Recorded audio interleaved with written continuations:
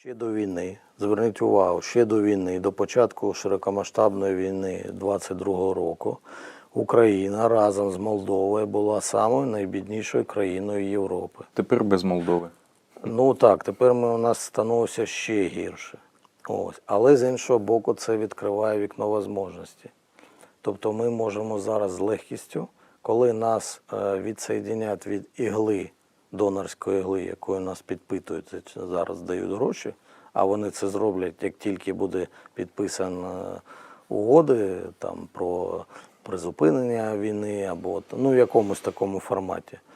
А ця ігла відійде і відразу у нас, тобто я не виключаю, що буде об'явлений дефолт. Це не проблема насамперед, коли говорять. У нас були дефолти, просто у нас по-різному розвитку. У нас був дефолт при Порошенка, тобто у нас був дефолт. Там технічний дефолт, він зрештою був просто відтерміновані. Ні, давайте класичний термін определення дефолту. Що це таке? Нездатність виконати свої зобов'язання. Але можна... назвати по-іншому. Але ж це питання взаємодії двох суб'єктів. Тобто, якщо ви домовилися принести і виконати свої зобов'язання через 2 місяці, то це не дефолт.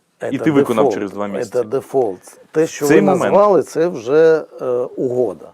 Тобто, то, що ви оголошуєте дефолт, публічно, не публічно, це не має значення. І як тільки пішли переговори, все. Тобто там, що відбулося тоді, це вже був дефолт.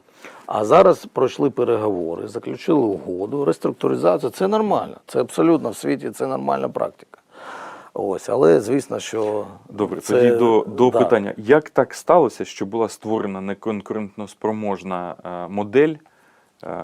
Тупо в Європі виходить так, ми найбідніші. Зараз за всіма абсолютно показниками опустилися нижче Молдови. Головна причина того, що ми досі не розвиваємось, це те, що ми не позбавилися радянської структури економіки. Я вже не говорю, що там інші речі, там освіта, там здравоохранення, структура влади, ви подивіться, як у нас влада формується. Це ж Радянський Союз. І це головна причина. Тобто, що потрібно зараз робити? Це, по-перше, повинна бути тотальна приватизація. У держава не повинна володіти майном.